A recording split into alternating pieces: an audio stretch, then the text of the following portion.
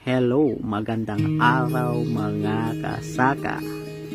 Ngayon ay nandito ako sa lugar na kung saan mangunguha tayo ng mga maliliit na punong kahoy para magamit na pangpuste sa ating itatanim na gulay gaya ng sitaw, ampalaya at upo. Kailangan talaga natin maging mahusay sa pag-iisip ng mga paraan upang makatipid tayo sa gastos.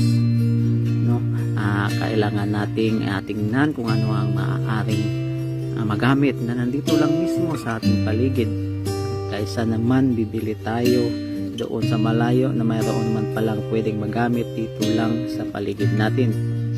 Kung sakaling wala talagang magagamit ay mapipilitan tayong maghanda ng kapital para pambili ng mga materyales tulad ng kawayan, kahoy, pantali at kasali na rin ang mga binhi, abono at kemikal na prestigyo.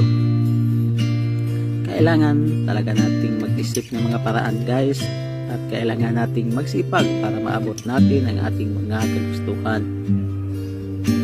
Siya nga pala, guys, may ibibigay ako sa inyo na isang mensahe tungkol sa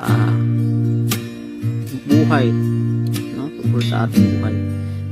Dapat talaga nating harapin ang bawat hamon sa ating buhay dahil sa dulo ng ating pagsisikap makakamit natin ang tamis ng tagumpay. Ang buhay ng tao ay sadya talagang mapaglaro kung minsan tayo ay nadapa ngunit patuloy na bumabangon. Palagi nating panghahawakan ang ating mga pangarap dahil ito ay magiging susi upang mas lalo pa tayong magpursige. Magtiwala lang tayo sa ating mga kakayahan at makamtan din natin ang tagumpay. Alam naman natin na talagang mahirap ang buhay, subalit magpapatalo na lang ba tayo?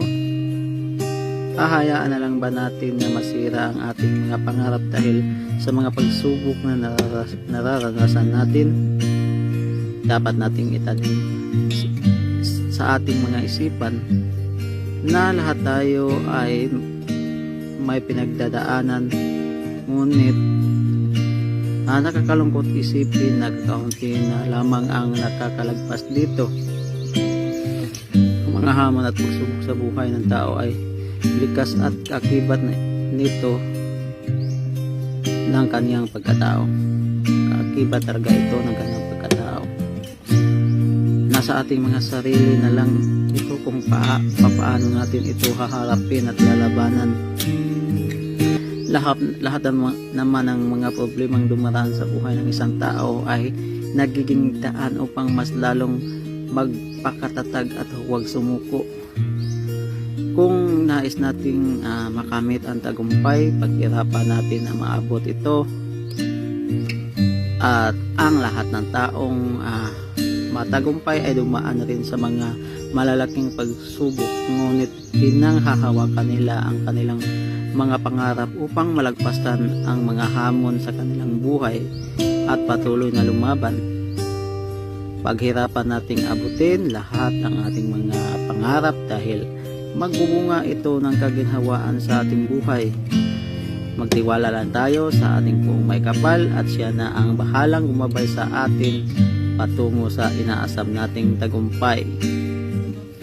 At iyan lang po sa araw na ito.